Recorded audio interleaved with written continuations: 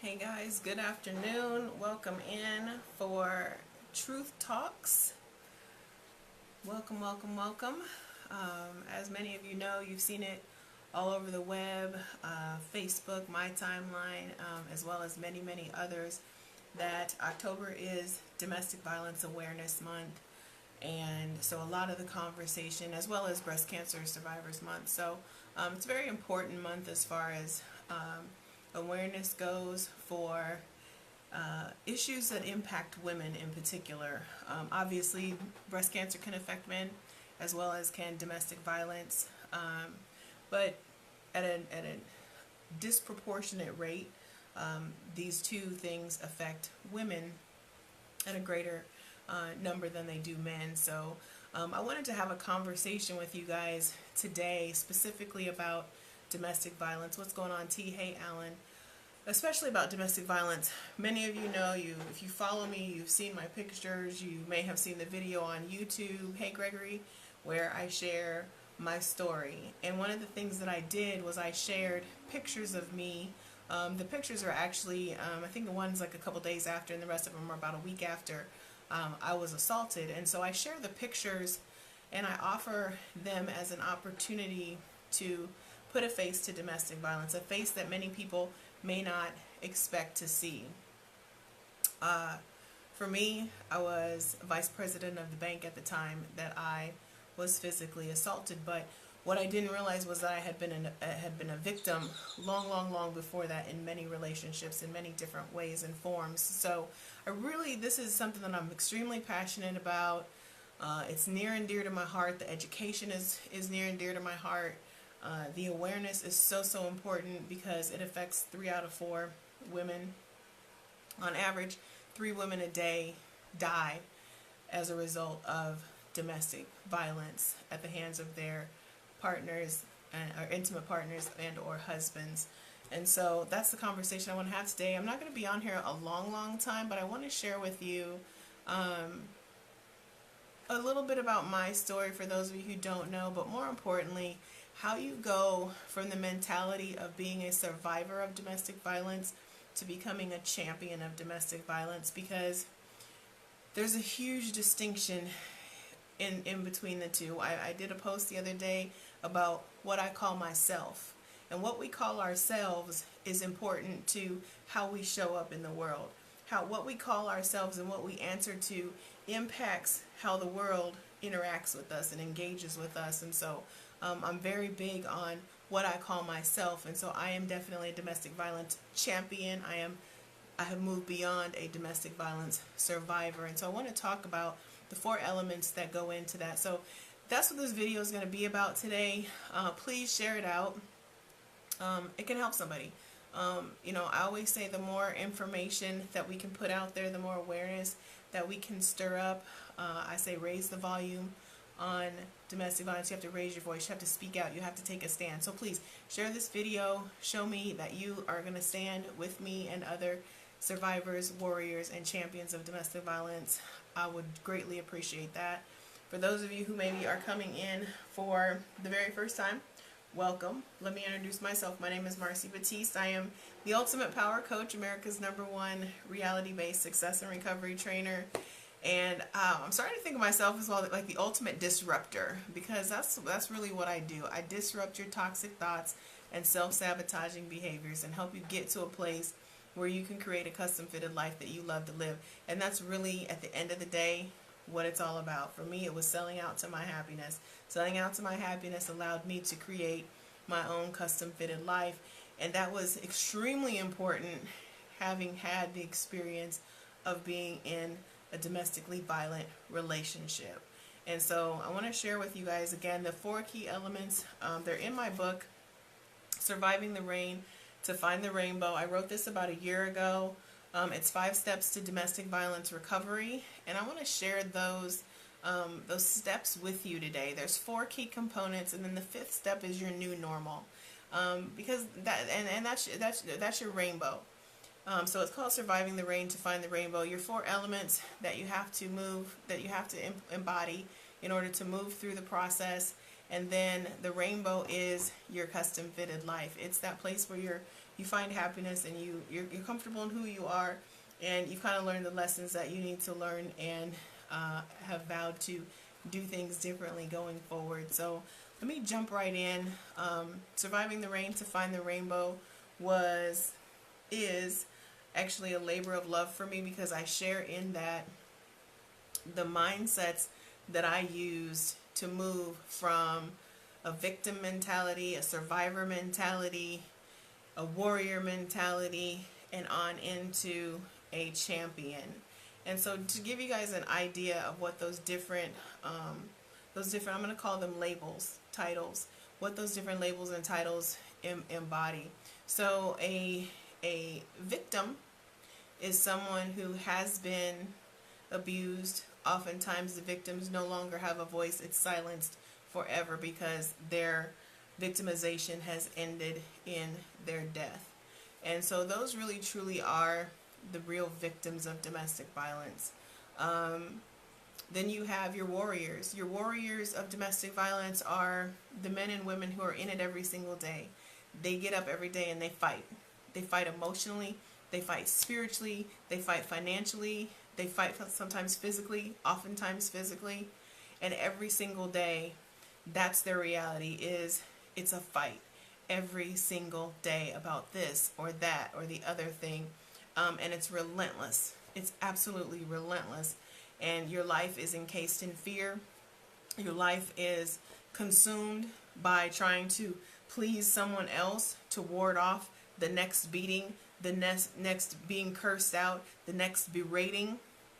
That's what being a warrior of domestic violence is about. Those warriors, you're still in it. You're still in it. But I got news for you. You ain't got to stay there. You don't have to stay there. There is hope. There is different. It's possible. I'm here to tell you. What's up, Arthur? Hey, Brianna. You don't have to stay in it. You don't have to continue to be a warrior. But that's what domestic violence warrior is. Then you have a domestic violence survivor. The survivor has gone through the fire. They fought every day, and they somehow made it out. They made it out sometimes with nothing but the clothes on their back. Sometimes they've had to leave their children behind in some instances. They've given up their homes. They've given up their livelihoods in many cases. They've given up dignity. They've given up self-respect. They've given up hope. That's a survivor. The survivor has made it through, and they're just like, I survived, but I'm not living yet. I haven't learned to live yet.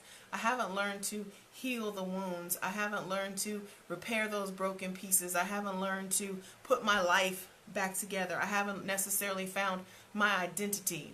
That's a domestic violence survivor. You're out of immediate harm, but you haven't healed the open wounds. And so that's those domestic violence survivors are the ones that I really, the warriors and the survivors. The victims, I speak out and I give them a voice because they didn't have one, right? The warriors, I stand for you. I speak out for you. Hopefully I can give you resources. Hopefully I can give you some tools. And more than anything, hopefully I can give you hope and understanding and a picture that something better is out there. But the survivors, those are the ones that I work with the most. The ones who are out physically, but emotionally, spiritually held in bondage to domestic violence. They haven't figured quite out how to heal those wounds, put the bandages on, repair the damage. And so that's what we work to do. That's what my passion is. That's what I do, is help you heal those wounds. That's what disrupting the toxic thoughts and self-sabotaging behaviors. Those are key components that survivors walk away with from abusive relationships. That's why that's my mission. That's why that's my mission. Because I know if I can get you to disrupt those toxic thoughts, if I can disrupt your self-sabotaging behaviors and teach you to think a different way and behave. If you think a different way, you behave a different way. If you behave a different way, you'll make better decisions. That's why I do what I do. That's absolutely why I do what I do. And the final phase then is a domestic violence champion. That's who I am. I know so many women out there who are sharing their stories, who have been through the healing process, have gone down the road. They have stirred up all of the old emotions. They have dealt with them. What's up, Clifford Freeman? They've dealt with the emotions. They've healed the pain, and now they're ready to reach back. Whether that means sharing their story on a video, whether that means writing a book, whether that means speaking in or at organizations, whether that means mentoring young women, whatever the case may be, they've healed their pain, they've done their work, and now they're ready to help someone else along. And I say all the time, survival is a responsibility. If I've been through it, I have an obligation to reach back and bring somebody else along. That's why I do what I do, you guys. When I talk about being that disruptor, that's why it's important. Because I know those toxic thoughts, those self-sabotaging behaviors are what land you in the most dangerous and most difficult situations of your life.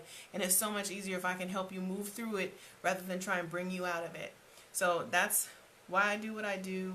That's kind of to give you a frame of reference of who I work with, what I'm so passionate about. The 4 elements and principles that I use to go from being a domestic violence survivor and on to becoming a domestic violence champion is this. The first one is realization. And so RAIN is an acronym. Realization is the R. Realization comes from just understanding what you're in, like what you're dealing with. What are the demons? What are the demons in your closet? What is this thing called? Being able to recognize there are so many forms of abuse. The power and control wheel. Understanding the cycle of abuse. That's the RAIN. That's the realization. Like understanding this is the problem, this is the process, and this is where I'm at in it. And it's okay if you are buried deep into it and you don't know how you're going to get out, because I promise you there's a way. And there's help available to you. There's resources available to you. So the R is realization. Realizing what you're dealing with, realizing what abuse is, and realizing there are many different forms, including power and control. We always think physical violence, but it's not always physical. And I'm here to tell you, as someone who was in an emotionally and verbally abusive relationship for 3 years, I say all the time, I think that the emotional and verbal abuse for 3 straight years destroyed me as a woman. It destroyed my belief in myself. It destroyed my self-esteem. It destroyed my confidence. It made me feel like I couldn't get any better, that was all I could get, so I had to deal with it. So don't be confused that we're only talking physical abuse here, because that emotional and that verbal abuse will destroy you, and it will cut you in places that doctors can't heal. I can't put a Band-Aid on something that's deeply rooted inside of you. I can't do that. Now, if there's a physical break or cut or abrasion of some sort, we can deal with that. Not to minimize either one, I share that to say they are equally as damaging. So I don't ever want someone to think because someone wasn't physically abused that they weren't, that it wasn't as bad, because it very much can be. That the long-term effects can be equally bad. And I tell survivors all the time, don't compare abuses. Don't compare abuses. And if you are someone who knows someone who's in a domestic violence situation or has gotten out of one, don't compare the abuse. Oh, it wasn't that bad. No, you don't know because you haven't walked in their shoes. So please, don't do that. Don't compare abuses. Don't compare my abuse to her abuse, to his abuse, to their abuse. Abuse is abuse, and it has to stop. It's an international, worldwide, global epidemic. So realization is the first part. A is acknowledgement. You have to admit and accept and act. So that's the 3 parts of acknowledgement. You have to admit that there's a problem. You have to accept ownership of the choices, because somewhere along the line you made some choices that landed you in this situation or are keeping you in the situation, and then you have to act on change. So once you understand where you are in the process with the realization, and then acknowledging and admitting I'm being abused. And that's hard. It's so hard just to admit that someone is abusing you, and that someone that you think loves you doesn't. It's hard. It's a hard pill to swallow. So don't underestimate how hard the acknowledgement phase of recovery is. It's very, very difficult. And then those three parts: admit, accept, and act. You have to get through all of those stages in order for your acknowledgement to be complete and for you to be able to move forward. The third part of domestic violence recovery is your investments. How do you invest your time? How do you invest your energy? How do you invest your emotions? There's situational investments. There's social investments. There's time, energy, finance. And you have to break down every single component and take a look at it and say, you know what? How am I investing my time? Who am I spending time with? How am I behaving in social situations? Well, how am I showing up to the world in these situations? What does that investment look like? How am I conducting myself? How am I making decisions? How am I carrying myself? What am I giving energy to? Those are all investments. And for every single investment you make, it's going to either add to your happiness and your success, or it's going to detract from it. And you have to be willing to be honest about where you're making these investments. And sometimes we have to admit we're investing in people that we shouldn't be investing in. Those people are not equally investing in you. They don't care about your success. They don't care about your happiness. They don't care about your recovery. And what I will tell you about domestic violence recovery is you have to be all in. You have to be all in, because ain't nobody else going to understand it like you do. You're going to have to find another circle of hopefully domestic violence champions or other survivors working towards becoming champions in order for them to really understand excuse me, the magnitude of what you've been through. The fourth component of domestic violence recovery is your new normal. And I will tell you that your new normal is your life outside of abuse. And I'm going to speak very transparently. When you come from and are used to and conditioned to a life of chaos, no matter how bad it is, no matter how detrimental it is, when you're used to the chaos and you step out of the chaos and you find peace and you find quiet, it seems boring as hell. It seems boring. Like, one hand, you're relieved, but on the other hand, you're like, I want some excitement. And if you've been conditioned to the abuse, which so many of us have when we first get out of abusive relationships, when you're conditioned to the abuse, to be around people who aren't abusive to you almost makes it feel like they're not really that into you. And that's not the case. So when I talk about these toxic thoughts, those are the kinds of things, you guys, that people are going through when they come out of these abusive relationships. Nobody knows. And so you don't understand, like, why in the hell would they go back to an abuser? Sometimes that's all they know. That, as defunct and crazy as it sounds, that's their comfort zone. It sounds crazy if you've never been in an abusive relationship. Before I understood the cycles, and before I was a survivor, a warrior, a survivor, and a champion myself, it sounded crazy to me. I had that thought of, well, just leave. Like, why would you, once you get out, why would you ever go back? And I didn't fully understand it until it was me.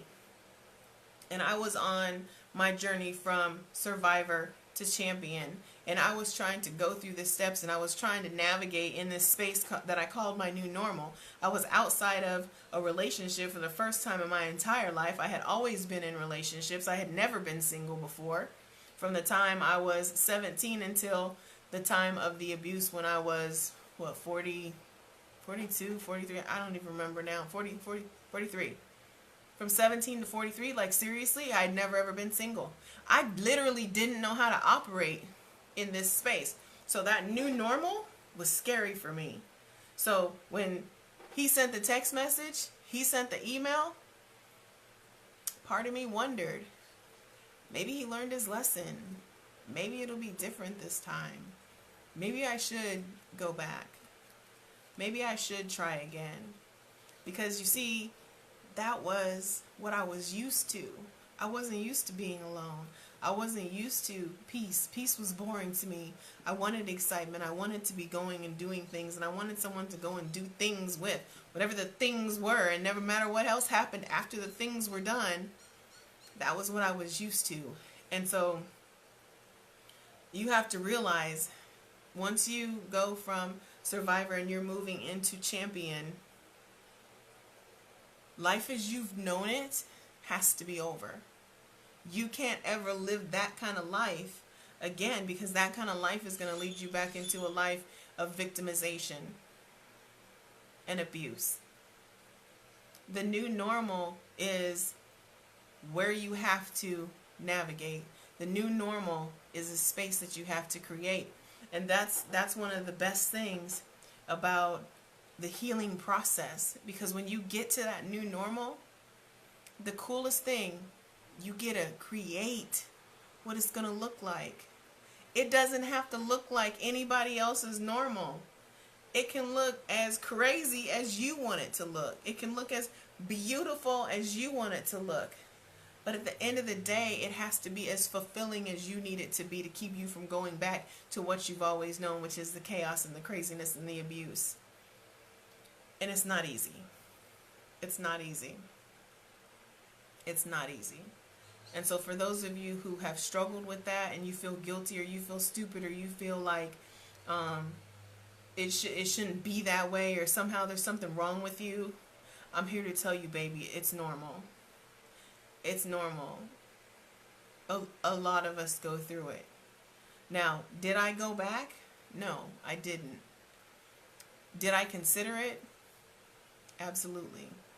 Absolutely, because what I knew to be true was that all the times that we had together weren't bad times. There was just a few of them, and a few could have ended my life, though, and that's the part that I had to constantly remind myself. And so for me, I knew that the new normal meant I could live.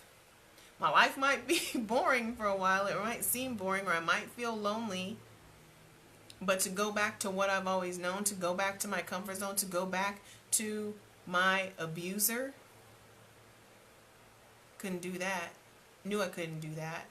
And I knew, more importantly, that not only could I not go back to that abuser, I knew that if I jumped back into another relationship, I was going to attract a new abuser, because I hadn't figured my shit out yet. And I had to get me together. I had to get me all in order. I had to get this in alignment with my soul. I had to be in alignment with my spirit. I had to get my finances right. I had to learn to invest in me. So all the energy and all the emotion and all the love and all the affection and all the attention that I was given to him, I had to learn to give it to myself. That was my new normal. My new normal, what meant above and beyond everything else, Marci, you got to learn to like you, accept you, and love you how and who you are. There's no middle ground. Anything else meant the likelihood of finding a new abuser or returning to an old abuser, and I refused to do that. So that's the 4 phases of domestic violence recovery. It's realization, realizing what it is, what it looks like, and where you are in the process. Acknowledging that you are being abused. And then in that acknowledgement piece, admitting you're being abused, accepting ownership of your choices and vowing to make new choices, and then acting on it, which is actually going out and making different choices, making different decisions. The third part is your investments: mental, emotional, spiritual, social, situational, whole 9 yards. You have to reinvest differently. You have to invest in you for the very first time, and it's going to feel weird. And the 4th phase of domestic violence recovery is that new normal, and that's that operating in a space that's probably pretty foreign to you, because for most of us, if you're in a domestically abusive relationship, it's probably not the first one unless you're really, really young.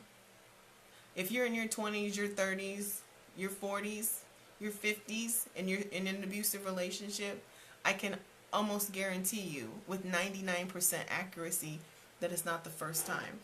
And if it's not the first time, You have to do what you have to do to make it the last time. And these are the 4 steps: realization, acknowledgement, investments, and your new normal. Once you make that commitment to survive the rain, you can find the rainbow. Your rainbow is your custom fitted life. Your rainbow is that space where that new normal feels like home. Quiet doesn't feel boring anymore. Peace is what makes you happy. Peace is what drives you. You learn, and when you found the rainbow, like, every day is never ever as bad as it could have been. It's never as bad as what you've already been through. That's what living on the other side of the rainbow of domestic violence looks like. That's what it feels like. That's your custom fitted life. And it only has to work for you. It doesn't have to work for anybody else. It doesn't have to work for anybody else. It only has to be for you. It's your rainbow. Excuse me. You survived the rain. You deserve the rainbow. So that's my message for today, guys. If you're interested in getting the book and reading about the different steps of the 5 steps to domestic violence recovery, the book is available on my website. You can go under marcibatiste.com, or you can go under ultimatepowercoaching.com. There's a link there. There's also in the book, there's places for you to take notes. There are worksheets in here for you to ask yourself some questions.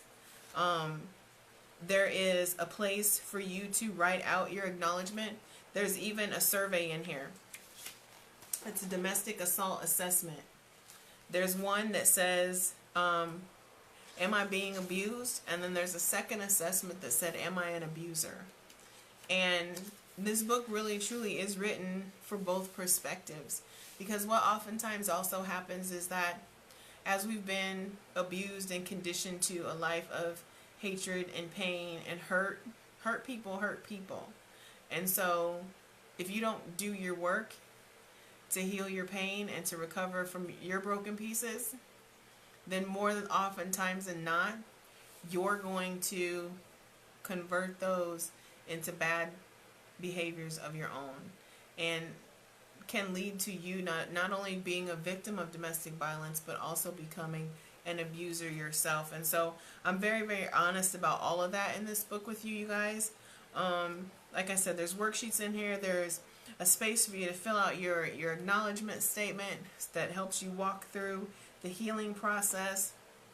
It teaches you I teach you in this book how to accept ownership, because sometimes we just don't know. Like, we don't even know what we did wrong in order to be able to fix it. And that's what this is all about, is actually giving you the tools to walk through the healing process.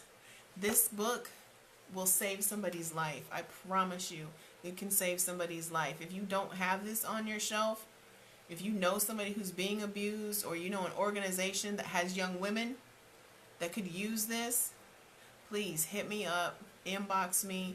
If we need to talk about bulk rates, we can do that.